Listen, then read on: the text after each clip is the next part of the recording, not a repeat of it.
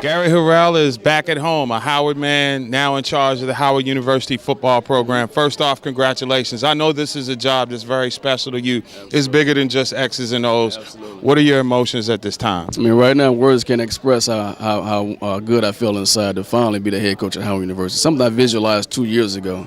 You know, once I started coaching in 2002, I knew where I wanted to be, and I was on that path, and I was doing things that would get me prepared for this situation. To be able to come to Howard University and lead young men to have the best 4 years of their life and to move on to receive a degree and go out into society and be positive men.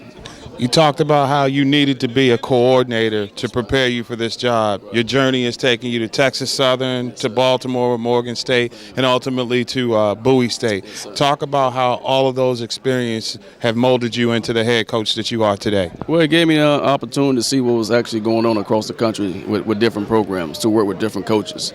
You know, when you're on one campus for a lot of years, you think that you just have all the problems. But when you go to different campuses, you realize everybody got the same problem. So you have to realize how to overcome those problems, those issues, and still come out with a outcome that's going to be in your favor. So that's what I learned as far as going through those universities, seeing their mission, their philosophy, and also along the way to see what would take as far as me being a coordinator.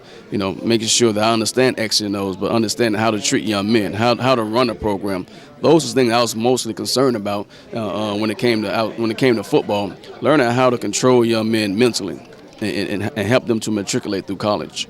When you came to Howard, it was a different atmosphere. It was pre-cable, it was pre-PDA, there was no social network. And I mean, you're dealing with a totally different student right now. And as a coach who went through some of the same things that these kids are going to face, but had to suck it up, it's a different type of generation. How do you get the new school to go back to the foundation of the old school? I tell you, it's tough. You got to be creative. You got to find out what they like to do. They like Tex-Mex, and they big on the internet. I mean, the PlayStation. You got to find out what's their interest and somehow be able to get your message through those things and reach them. I mean, you have to reach them in a different way, but you have to help them understand mentally that it starts up here in the mind. If you say the things you want to do mentally, you can overcome any obstacle and achieve it. So as far as the young men, they're very different from when I came up. As far as back then, we was always playing a game of football. We're getting the reps, all day, all night. So now they spend more time inside. So I got to be able to get these guys to come outside and then work on their craft, to get them to understand that the only way you get better is through practice. Practice hard, practice with high energy.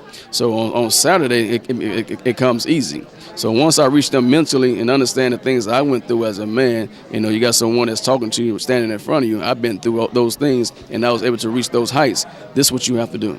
What's the greatest challenge that you face in terms of getting Howard back? Because, again, much of the dilemma, much of the financial constraints, much of a lot of the logistics, you all played through and were able to win the conference. However, the last couple of years, those same problems have been around. Kids haven't been able to play through it. You're right. I mean, the problems, like you said, was here when I was here. So obviously the problems probably not going to go anywhere. So I will start there. The problems are what they are. So you got to find a way to get through those issues, get through those problems, and like I said before, get the outcome that you want. That's what Howard University is all about. You're going to have struggle here at Howard University. There's no doubt about it, but it makes you stronger. Once you leave Howard University, you prepare for life. So once I get these young men and sit them in one room like I did before, just explain to them, hey, yes, we don't have the facilities, we don't have this and that, what you probably wish you can have, but there's ways to win without having those things, and we did it before, and we was able to overcome those things and still be able to go undefeated with the problems they still have today.